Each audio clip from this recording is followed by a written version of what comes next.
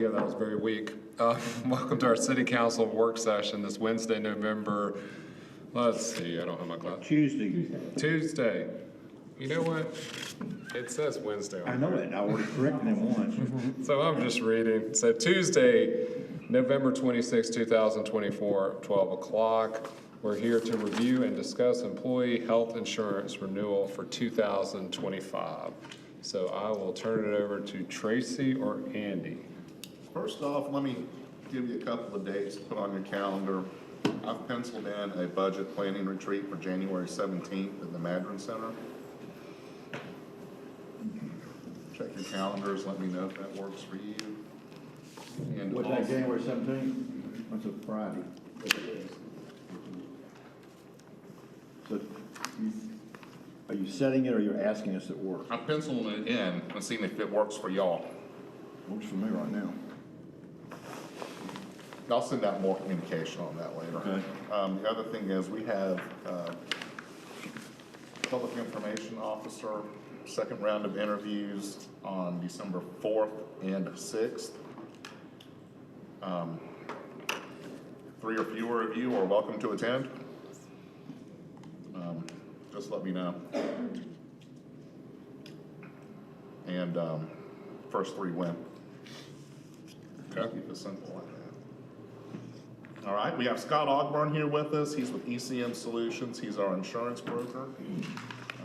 Presented the other night, and he's going to go into greater depth on the overall program, the general market, pros and cons of different types of plans, and where we're at right now. And just be available for any general questions y'all have. Thank you, Andy. Thank you, Mayor, Council. You have a package that was one on the screen, and I think you all have a hard copy as well. So what you see on the screen currently should be your first real page of the package, is what we looked at the other night. Again, renewing at the $75,000 specific stop loss with ATS US Fire from a reinsurance perspective, remaining with planned administrators as the third-party administrator, which is a wholly owned subsidiary of Blue Cross Blue Shield. Keeping the Blue Cross Blue Shield network, not changing anything in terms of plan design, features for the employees. So office visit co-pays, drug card, deductible, all those will remain the same. And as you can see, we have a reduction in our costs compared to where we are currently in the 2024 year when you start comparing it to maximum annual total cost, which is down on the bottom of the package that you have. It's the 2.253576 number. Any questions on that? This also includes the disease management program. So as you may be aware, the city offers a wellness program to employees and to spouses. And so it's really more like a personal health coach where you come in and meet with Nurse Ashley and her team on a monthly basis. You'll see some data in a moment that kind of shows you some of the results of that program when we start identifying and looking at cost drivers and what's driving the cost for the city. You'll see some numbers that may look a little alarming to you, but those numbers are high because we have put in the wellness program, and so we're having that interaction with those folks on a monthly basis, making sure that they're maintaining their health, making sure that they're seeing their primary care doctor or specialists if needed. Okay? Your second page is the dental plan. As we talked the other night, we need a little bit of an increase on the dental. As you can see in the middle of the page, the 2024 contributions versus cost. We're a little behind in the employee contributions that we have received versus the claims costs that we've spent on the dental plan this year. So I think staff recommended that going to $38 per employee per month, which should get us in a good spot for next year. On the employer side. Correct, on the employer side. And that 20,000 nets out to 10, doesn't it? There's a credit in there? With the vision. Okay, gotcha. We typically the way our vision plan works and the dental plan works, is typically you have a good year on the dental, you'll spend a little bit more on the vision, and the next year it reverses. And so they both basically help offset each other. As you can see over the past 3 years, if you look at our dental experience, you can see that we have always finished in the positive. This will be the first year that we're expecting us to finish up the year in the red. And if you don't mind going to the next one, which will be the vision plan, as you can see there, we're roughly $7,000, almost $8,000 to the positive on the vision when we're looking at expenses versus premiums that we've received. Can I ask a question? At the end of the year, so where we're positive or negative, are the funds ever merged so that we end up with a zero balance? I mean, is that the goal, so that we don't win or lose? So those funds, Leslie, Okay. you have all in that same, Thank you. that's all in that same account. Okay. So let's talk a little bit about what's driving costs for employers as a whole. Clemson's no different than any other South Carolina employer. We're all facing the same things. We live in the South, we love our fat back. Most of us will not eat healthy over the next 3 or 4 days. And so we also have chronic conditions, and many of those we have listed on the screen. And the number of folks that are on your plan who has a diagnosis that falls into those disease states. So for example, hypertension, we have 44 members who have a diagnosis of hypertension. Of course, you know, lower back pain, a lot of times that just comes more so in a municipal world than it does into a private employer world, just because of, for most municipalities, it's firefighters, it's police officers, and it's public works is where you tend to have more folks with lower back pain than you do in other industries. Prescription drug costs, we mentioned this the other night, it's constantly rising from a cost. You'll look at any college sports game this weekend, when you see that medication come across the screen, it's more than likely going to be $15,000 to $20,000 for a monthly subscription for that prescription. So it's nothing for us to see a $40,000 prescription per month. Fortunately, we don't have any of those large dollar specialty meds. We do have some. So we are moving our pharmacy plan from Laventi to TrueScripts. A couple of reasons there. One is Laventi used to be known as one of the transparent pass-through PBMs. They've recently been purchased by private equity, and so we're concerned about what's going to happen to them from a pricing perspective. We've also seen a little bit of a downturn staff has in their customer service, whether that's customer service to HR or whether that's customer service to employees. Just having a little bit of difficulty there, so we're moving to TrueScripts. They also have some specialty programs, one that will be rolling out January the 1st. That is a 340B pricing program that will be available in all states. So we may have some employees that may qualify for 340B pricing, which will allow us to purchase medication at a much lower cost than purchasing at a CVS or Walgreens. Then, of course, you just have healthcare system cost in general, the inflation, the impact, supplies. They're seeing it from a labor cost perspective. You all have seen the recent news, Prisma and UHC and their public battle of 22% increase in services. We're going through the same thing in Spartanburg County with Spartanburg and Cigna, asking for that same 22% increase. We also see more hospitals purchasing private offices. So anytime that happens, we're seeing an increase in costs. Then from a federal perspective, you may or may not be aware of this, but January 1st, Medicare gets cut by 2.8%. So those providers that are servicing Medicare patients will have a reduction in their revenue stream. So they're going to make that up somewhere, one of two ways. They're going to increase their cost, or they're going to increase the number of patients that they see in an hour, which means your 7-minute doctor's office visit may go to 4. Okay, and so we'll see what happens from a physician's perspective as that continues its process. Okay, Andy? I have a So, question, yes, ma'am? and maybe Ms. Tracy, do we still do, I'm assuming we do, the program where people can opt out to do the benefits of exercise and the healthy awareness program that we follow? Yeah, we have the wellness. Because I'm just trying to, with the wellness, the hypertension, because what's the chronic?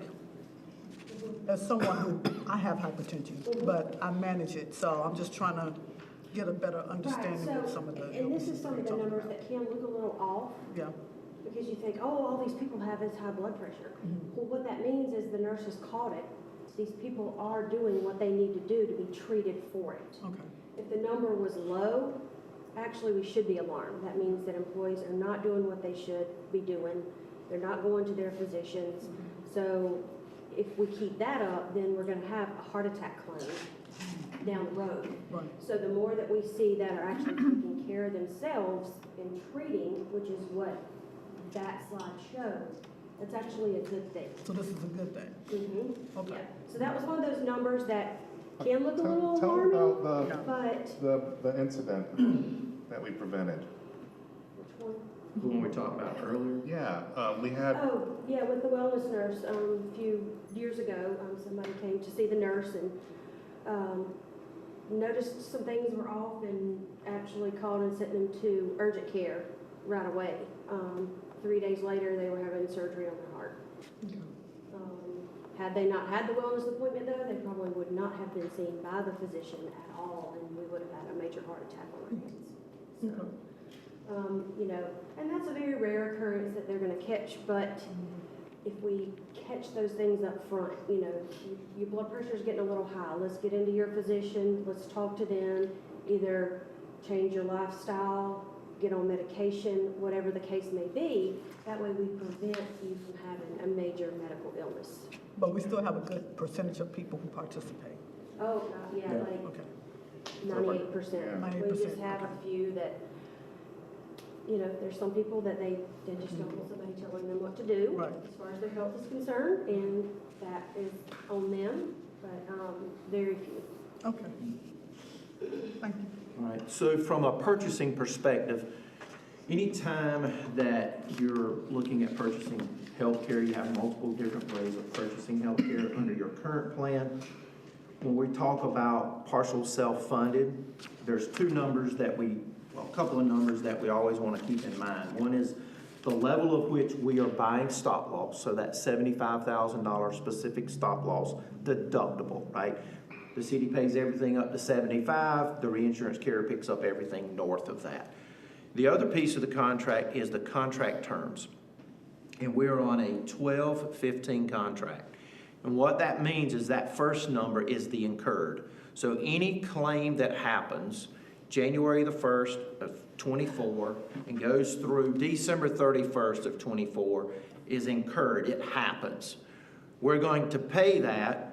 The second number is paid. We have to get those claims paid in 15 months. So we have 3 months, January, February, March of next year, to get those claims adjudicated and paid. And PAI, who is our third-party administrator, does a very good job of making sure that that occurs. So that's one of the contract features. Other structures from a purchasing perspective, you can purchase, and a lot of employers purchase it on a fully insured basis. What that means is it's much like you and I purchase our automobile insurance, right? We pay in a premium every month, and whatever happens, happens, right? It's easy to administrate. It's typically costs a little bit more. So in South Carolina, you have fully insured Blue Cross Blue Shield, Blue Choice, Cigna, United, and UHC are your 5 major players. Unfortunately, the way Blue Cross works, they have a non-compete. So they own the market share. So because we're with planned administrators, we're not allowed to get a formal, fully insured proposal from Blue Cross or Blue Choice. So this year we went out to UHC and to Cigna, and both declined to quote, said they could not be competitive on the numbers that we're currently using from our partial self-funded structure, that they could not compete. And so we did not have a fully insured proposal. What that really means is they're purchasing healthcare just like we are. And so when we're purchasing as a city on a partial self-funded basis, we're taking out that middle man, right? We're lowering the fixed cost, and I'll show you that in a moment. There's also another structure. We were on this structure in 2017 with Cigna. It was the year we transitioned from Blue Choice because we knew we wanted to get to planned administrators. As our third-party administrator, we had to do a baby step or a hybrid. So we went level funded with Cigna. The way that plan works, as you can see on the graph, 50% of your expenses are fixed costs. Then the other 50% is claims costs. If there's dollars left over in the claim fund at the end of the year, you split that money with the insurance company. 50-50 or 2/3, 1/3. Okay? Under our structure, we don't split the dollars with anybody. Those are our dollars, right? Level funded, I don't like that structure because I don't believe that it lends itself to the betterment of the employer. It's only utilized to get from a Blue Cross fully insured to a Blue Cross self-funded because of that non-compete. So I wanted just to show you that there is another type structure. Then, of course, we have our partial self-funded where the fixed cost, as you can see, is a little bit lower on the bottom left-hand corner. There is a risk that's associated with that. The claim bucket is typically about 70% of your spend to 65%, and you don't split that with anybody. If there's dollars left over, it stays in your fund just as it has in years past, and we'll show you that success in a moment. Okay, Andy? So this is going to be a little bit difficult. I'm going to look at my screen. So this page gives you an indication of the success that we've had at the city. The top of the page, you'll see a red statement that says SELF maximum liability. So that's our self-funded maximum liability worst case scenario for each of the years starting in 2016. Totals over to the right, $18,828,000. You come down into the gray area.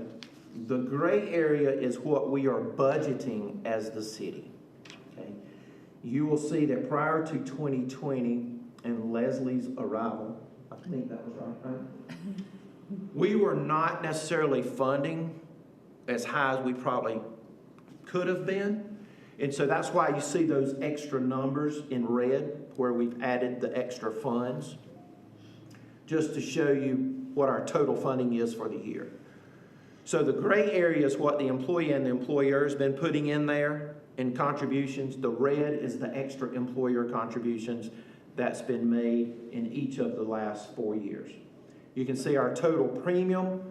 I would draw your attention to the $14,511,000. That's our actual budgeted number. So when you look at budget to the far right, budgeted premium to maximum, we're $4 million to the good, 4.3. If we would have been funding to the max the entire time, we would have had that 4.3 million sitting in an account somewhere. But a lot of times what will happen is you don't fund to the max.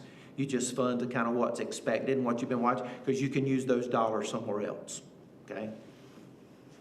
The part in the middle of the screen, which says self-funded actual costs, that is our actual costs year over year from 2016, year to date, 2024.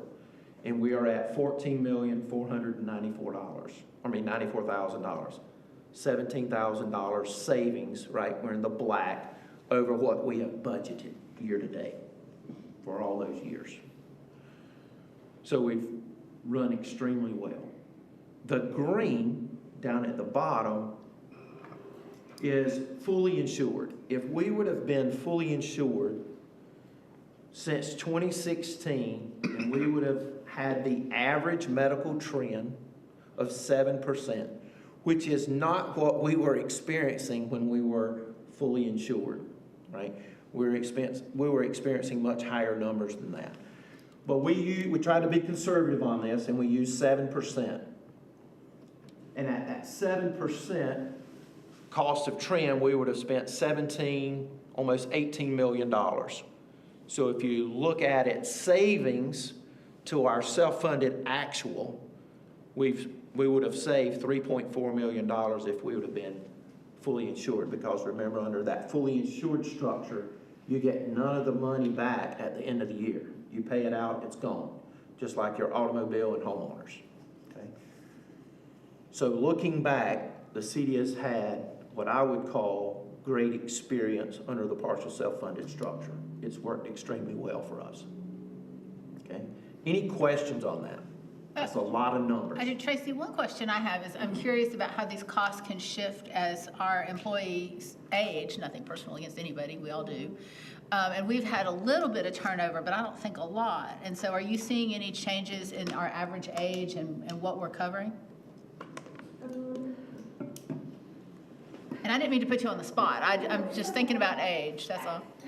It's not, we haven't seen a big shift. The one thing we have to be careful of is there is something called secondary Medicare pay rules. Yeah. So when someone hits 65, you would tend to want those people to drop off your plan and move to Medicare. But we cannot incentivize, right, nor force anyone off the medical plan at age 65. If you do so and the federal government finds out, then they will reverse those claims. They will become your liability and you would have no stop loss protection. So we would tend to think that the older population, right, and you see that more and more, people are having to work longer. And we're seeing folks, I mean, we've got a client who has an 80-year-old still on the health insurance plan. He was employee number 2. And we never saw an increase in that person's cost until this year. And we can't force those people off. So we just continue to preach wellness, continue to have the health coach on site once a month, helping those people manage that process. If someone presents to us or to Tracy, we have an outside resource that can educate that member on the difference between the employer plan, Medicare, and a Medicare sup, and you present that information to them, and then they make a decision. I just ask because I know at universities we worry about compression because are we hiring enough younger people who tend to be healthier to keep up with the aging population? So I just wondered if we were seeing anything like that. Thank you. I mean, honestly, the ones that come off, we're seeing the younger ones come right on. We're small enough to where we're not as big where it's impacting like it does at larger employers. Yeah. The next page is really just a graph. It's just kind of showing you everything that was on the previous page. All right, Andy. So with that, let's look a little bit at our historical claims. And so basically what we're saying to you on this slide is our employees are driving the majority of our costs, which is what you want to see as an employer. Several years ago, when I say several, 5 to 10 years ago, there used to be something called claim dumping, where employers would force people off of their plan onto another employer's plan, and so you would see spikes, particularly in spousal claims costs. Most people have caught up to that now and put in different programs. So for us, it's really just the employees are driving most of our claims costs. All right. So deductible and out of pocket. As you know, you have a deductible that you have to meet each year before the insurance plan begins picking up a portion of that, and then you have your maximum out of pocket, which is set by the federal government. You can't go over a certain dollar amount, and that fluctuates every year due to inflation. What we wanted to show you on this slide is how many folks are hitting that annual deductible. So bottom left-hand side, 2024, right, we've had 25 people that have hit $3,500 towards their deductible for this year. Last year we had 41, the year before that 32. And we kind of just broke it down by numbers and by percentage of the deductible. The right-hand side, and this will make a little more sense to you in a moment, we're showing you the folks that have hit their maximum out of pocket. So you have 10 people this year that have paid $6,600 out of pocket towards their medical expense. Last year, you had 24, okay? Andy, slide down just a little bit, because there's one more line under that. So right there where it says EE, what I'm showing you there, particularly pay attention to 2024, you have 35 employees that did not have any claims cost at all that track towards their deductible, okay? The far right, under the 24 for the maximum out of pocket, same 35 people, but 20 of them have had no expense at all towards their maximum out of pocket. So why would those 15 people in the middle that had the deductible didn't have out of pocket or had out of pocket expense? Remember, under Obamacare, office visit copays, drug cards, all track towards your maximum out of pocket now. So that's where those 15 people, difference there, okay? That doesn't necessarily mean that's a healthy person. That could just be someone who just doesn't care, don't ever go to the doctor, or doesn't do anything. It could be someone that's just off on maintenance medications. They may be going and having their preventive visit, which is zero cost for them. Then they're on a hypertension medication or a cholesterol medication or a diabetic medication, and they're just paying the drug card copay So every month. flu shots, all the stuff that you even do here, wouldn't show up at all, right? That's because you don't have a copay for Don't that, worry about it. right? Okay, and we'll talk about why those numbers are important. We also want to give you a little bit of benchmark data. So when you look at the top sections there, it says, of course, City of Greer gives you an example of their plan. Anything that is in blue means that it is better than what the city has. If it is in red, it's worse than what the city has. Okay, so you have City of Greer has a $400 deductible. City of Greenville has 2 plans. City of Malden has 1 plan. Simpsonville has 1 plan. City of Spartanburg. And the reason I put City of Spartanburg at 515 in red, even though that's a lower number, is that's the state health plan, PEBA. And so that plan works a little different than yours. And I view that as a worse benefit than what you have because of the way that deductible works and the office visit copays. For those of you that are on that plan, you know you've got that $15 office visit copay, and then you're paying 20% of the bill until you hit your deductible, right? So, and we did the same thing down at the bottom with the rates. Okay, so that's just a little bit of benchmark data when you're looking at your peers. All right, Andy?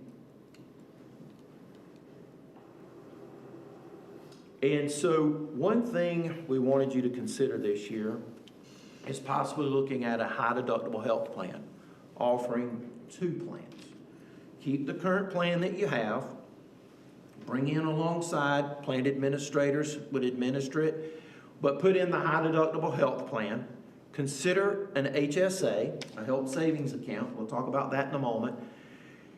Typically what you see when you offer a dual option, PPO, high deductible health plan, is about 23% of your population will move from the PPO to the high deductible.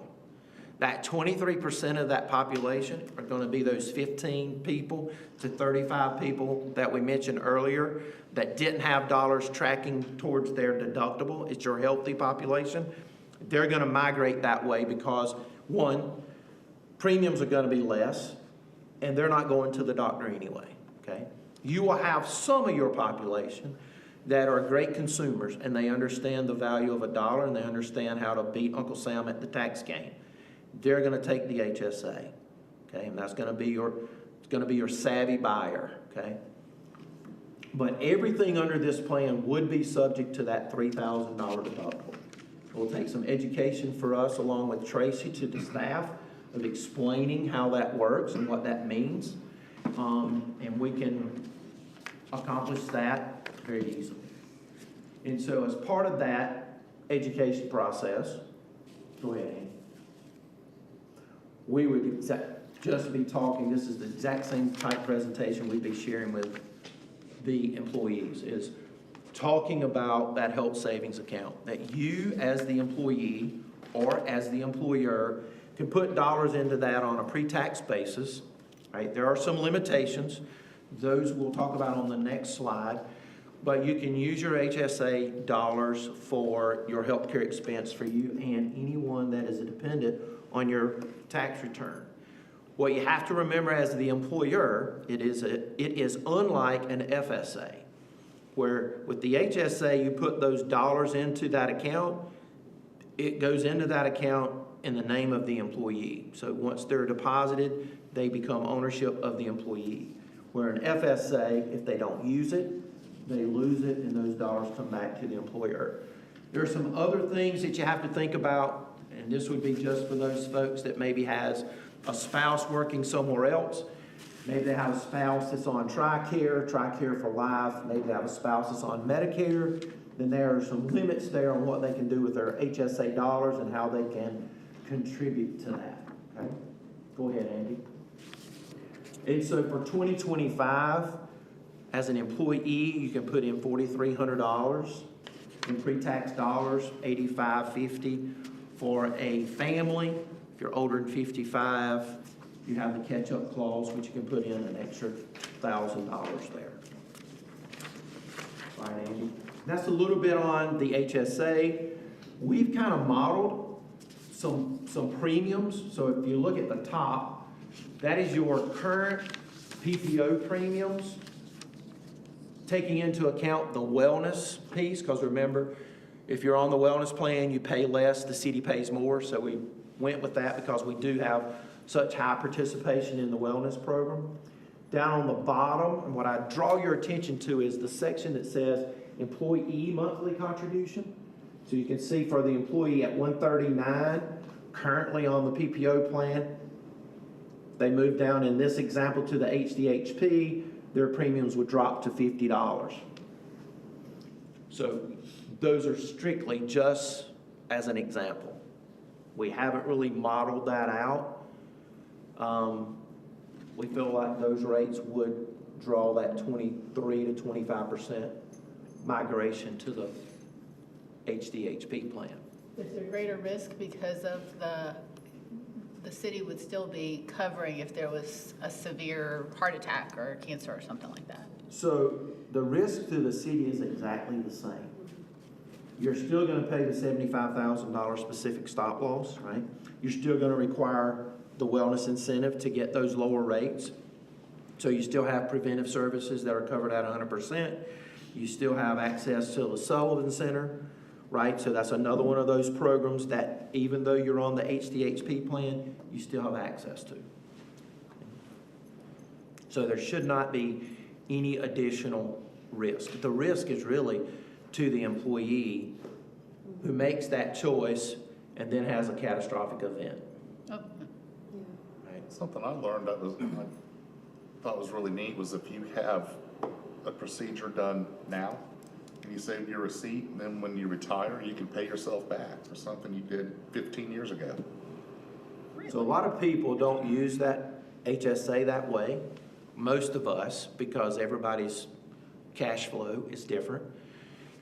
You have that procedure and you automatically go to your HSA and reimburse yourself. But if you would hang on to your receipts and wait till you get into that lower tax bracket at retirement, you can go back and refund yourself at a lower number, and your dollars have grown because of the interest that's in that account. Because once it hits a certain number, it becomes an interest-bearing account. So you're making dollars on that as well. I haven't heard that. Is there a time limit on that, like a restriction? they don't talk about that a lot, do they? And then that HSA, once you hit that age, right, you can use those dollars to pay Medicare premiums, Medicare sub premiums. So it has great opportunity for you if you understand how to play the. But yeah, every year I debate the FSA issue. So is there a risk that that Well, rolls? the FSA and the HSA, Two that's, different. yeah, and that's where we offer an FSA currently. But those are the ones that if you don't use it, you lose it kind of. Right. Now, The HSA will allow it to roll over from year to year. So is there a risk those rules and regulations could change in the future? There's always that risk. Exactly. There's always that That's all. thing. Yeah. I don't think the federal government will change that just because you've got so many people who have dollars wrapped up in that. The other piece to go back to your comment about the FSA and the HSA. So if I'm an employee and I enroll in the HSA, I can use those dollars for other things, like I can use it for dental or for vision, or you can do a limited FSA, which means, hey, I can just sign up and do FSA and HSA, and I can use my FSA dollars for vision and dental and not use that for medical. So there's another way of playing those two pieces off of each other. Yes, ma'am. I just want to ask, because I'm thinking about, this is going to be different and new for staff. So, if I can probably think about how staff look at changes, you'll have the two options, but at the end of the day, the bottom line, what would their paycheck look like going home? So if you take the HSA, the high deductible health plan, your take-home pay is going to be more because I'm not paying those premium dollars, right? I'm also going to save a little bit on my, if I'm putting money into the HSA, like for me, if I look at those premiums, I'm going to say to employees, look, I get it, you want that increase in your take-home pay, split it. Take half of it home, put the other half into the HSA, right?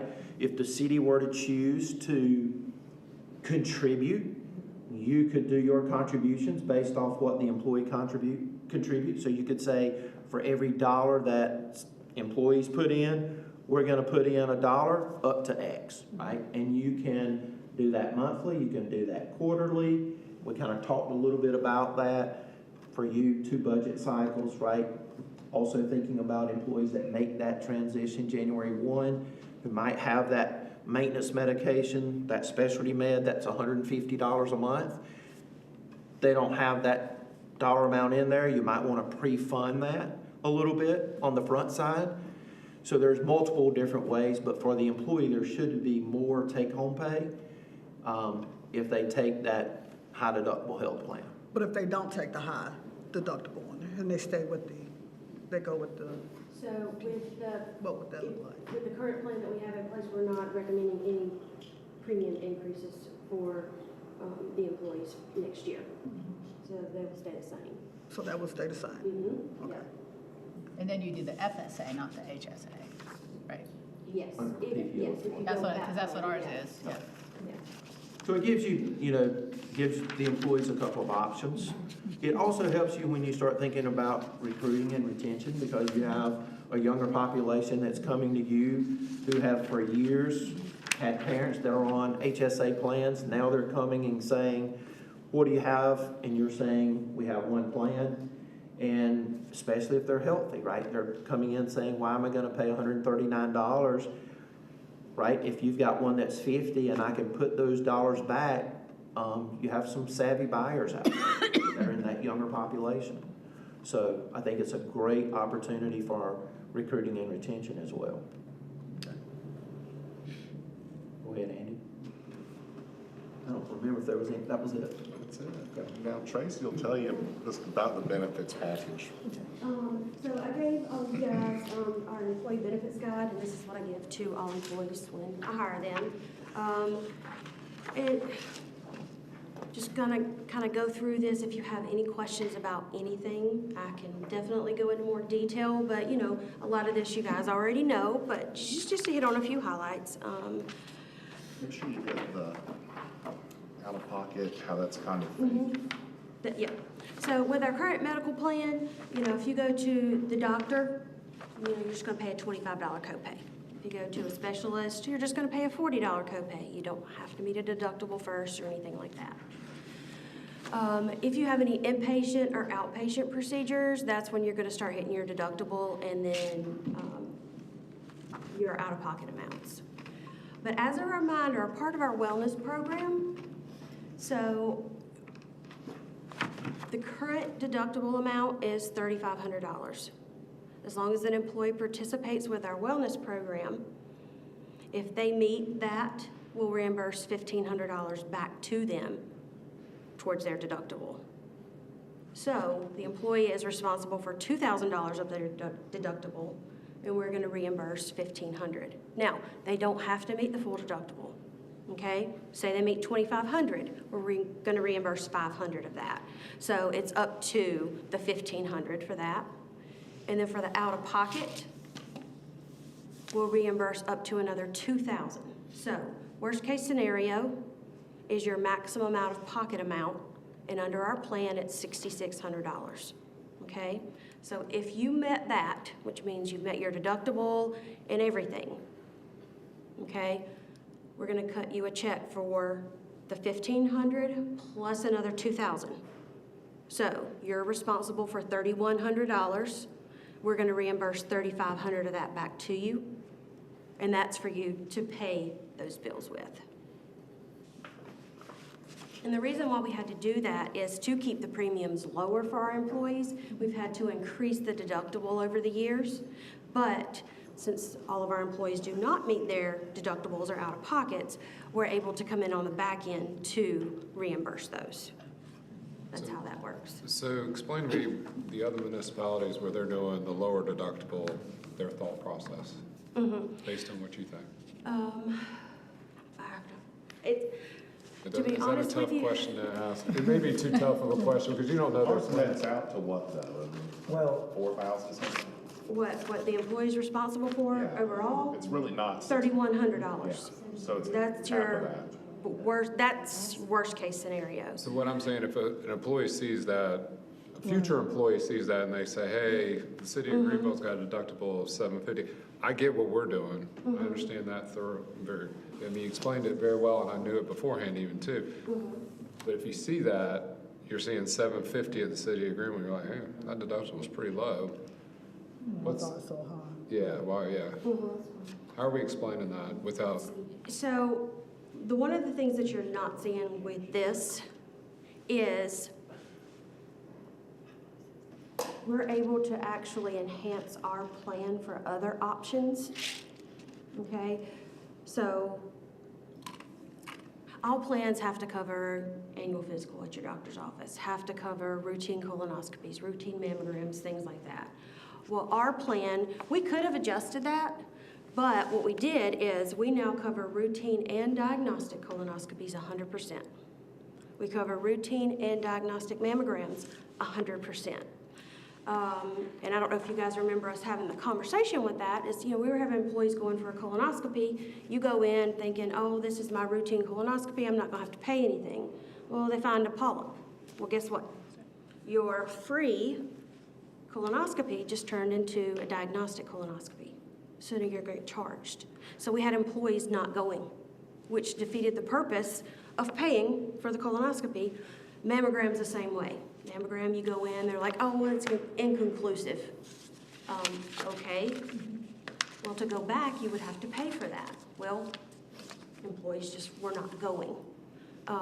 So as far as the wellness piece goes, that's why we decided to move that along instead of lower our deductible over time.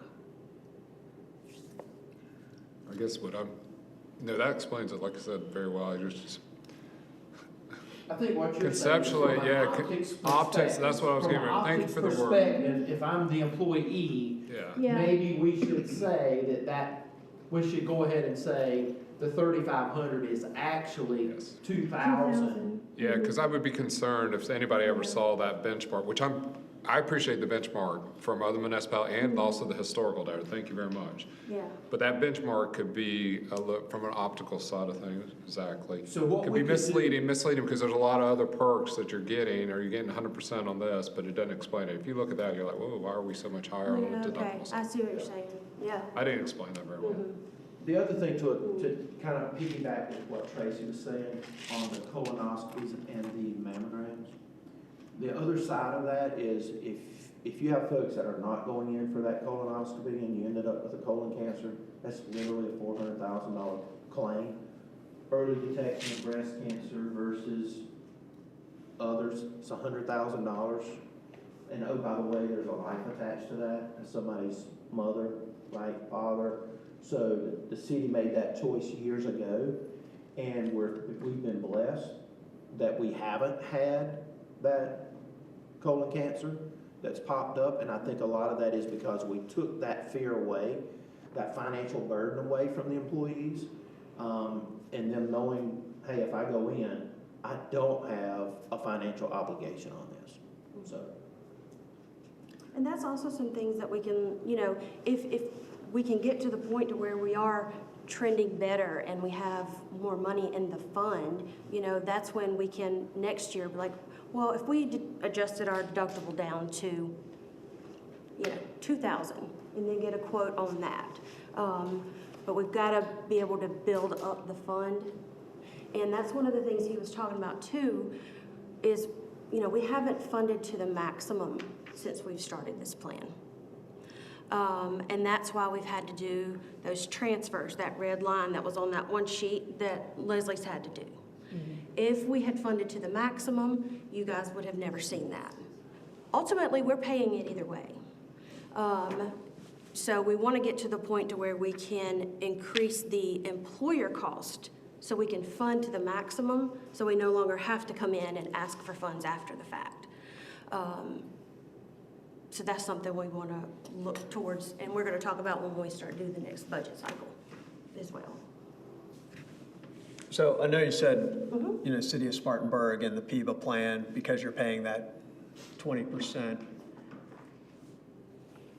that's worse. So what happens- But at the end of the day, and I know that has been, but it looks like it's getting close.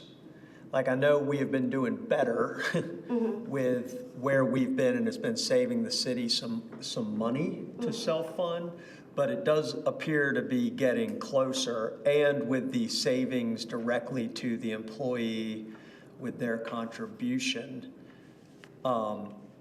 they could certainly, you know, be making the choice to fund an FSA with that difference between like $253 and $402 for an employee and a spouse, and the $150 or $100 or $300 even with a family plan that could get them close. And obviously the benefit of the PIBA plan, and I have heard this from a couple of people in, you know, the 4 years that I've been sitting up here, is that, you know, people that have been with the city for 25 to 30 years, and our police officers in particular, are eligible for retirement, but then say, oh, I didn't factor in health insurance, which you get if you're under the PIBA plan, if you reach full retirement, which is a You have access. massive benefit. You have access to it. Yeah. You still have to pay for it. Yeah, you do, but you're you paying for have it at the same rate access to typically it. as the active employee. I mean, again, it's a massive benefit. Well, At if you that- look at that point. the HSA plan, the high deductible plan that we talked about, and employees putting money in an HSA account, if they build up enough there, then they can use that to pay those premiums when they retire too. And then they'll have the option. But I see it both ways. I Yeah. truly do, you know, as to where you have access to this. The biggest thing with, you know, with the state plan and why we actually moved out of the state plan, God, that was back in, A while. 2000, when did I start? I don't even remember. 2006? Anyway, way back then, is you're locked into the state plan for 4 years when you sign up with them, okay? So in those 4 years, if they say we're gonna increase our rates and change our plan, we cannot do anything about it. And that's what we had been seeing. That's why we tried to move out of that. Because once you get in, it's kind of hard to work yourself back out of the plan, once you're locked in for those 4 years.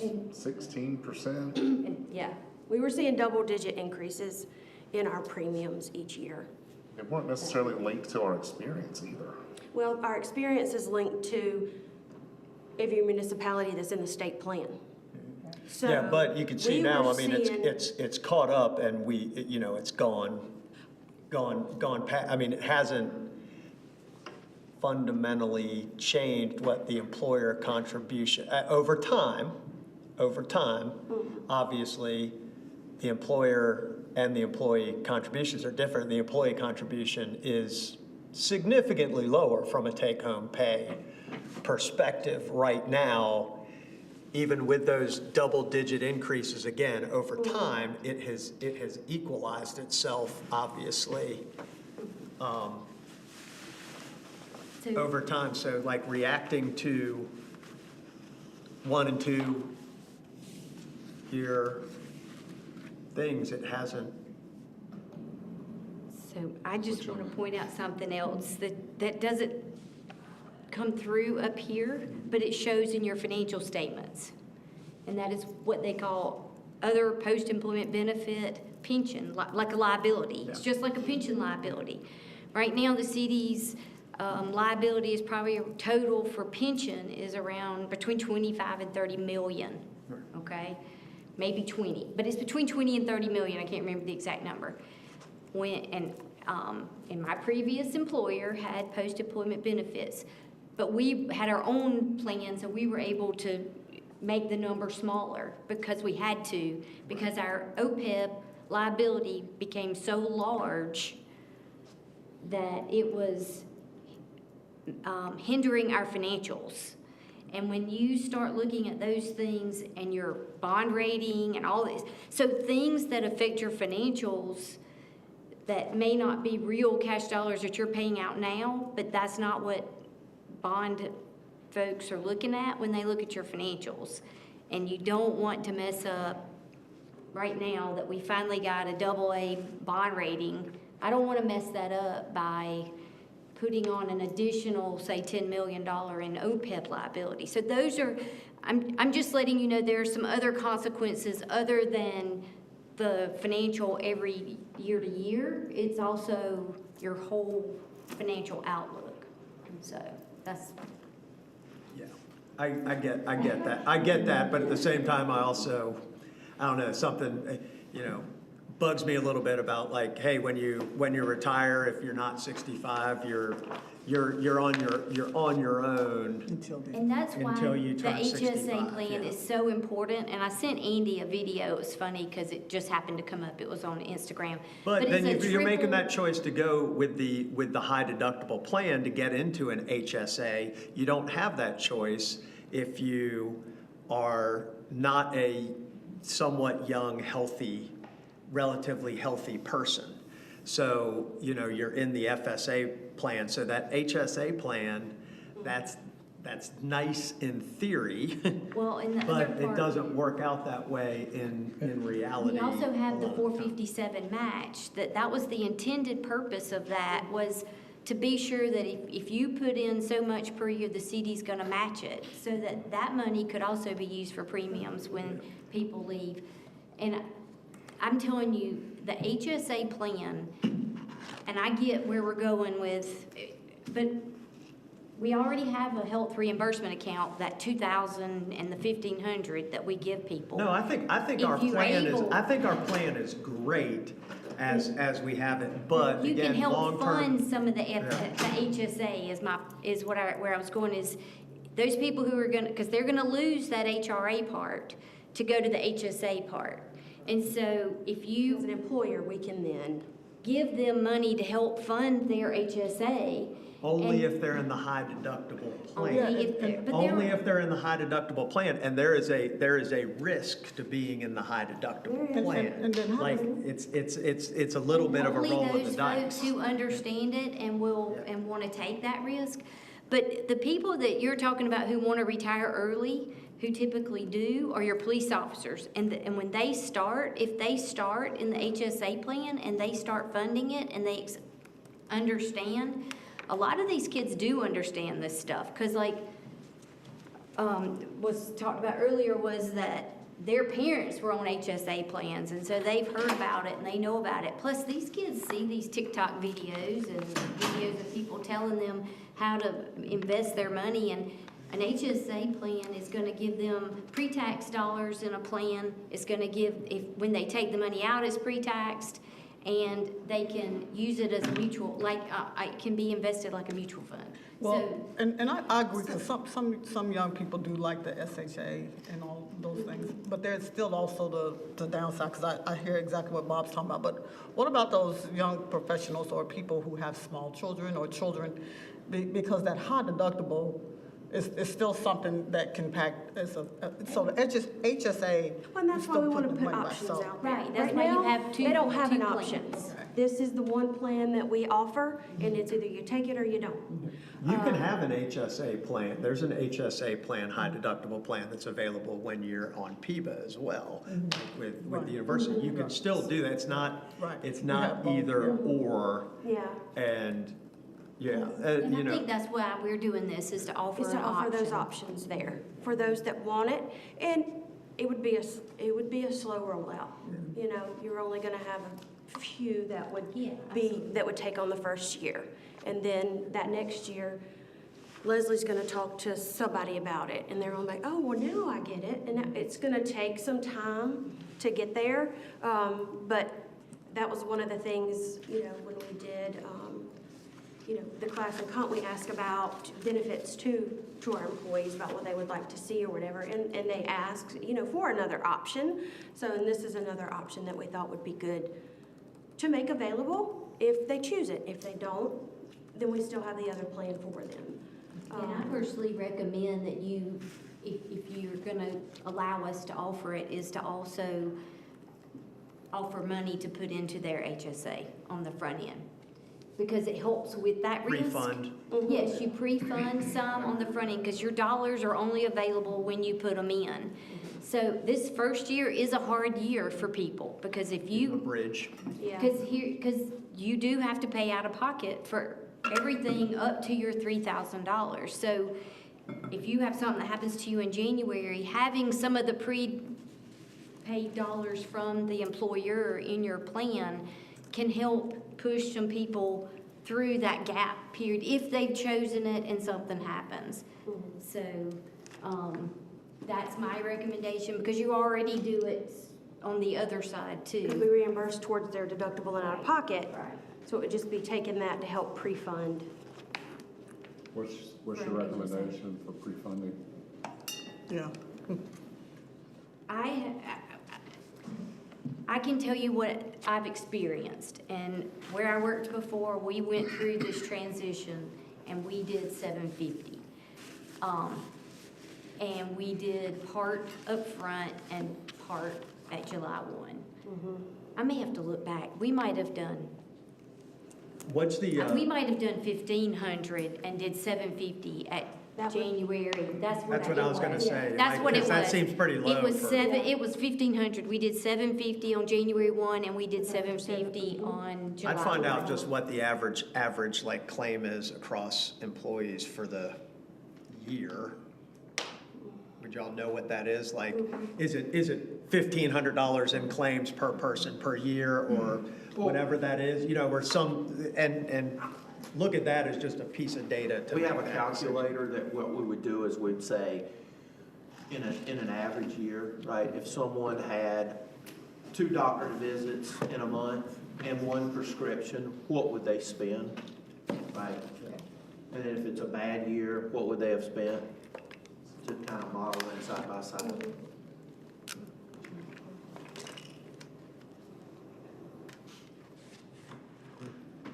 Any other questions, comments? That's good. We're starting No. to, which is fine. I know We didn't have a so- cutoff time, but normally 1 hour, so that, I understand.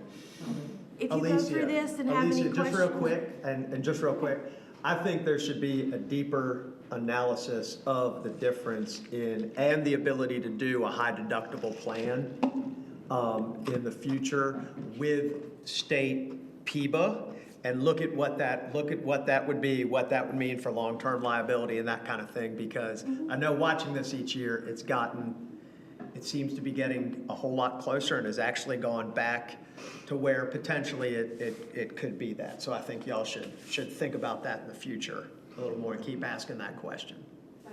Thank Appreciate you. it. All right. Appreciate the time. If y'all have any questions about anything in here, let me know. Yeah, it's over anyway. All right, we're adjourned. You have two options. PIBA plus a high deductible on PIBA, and I'm not saying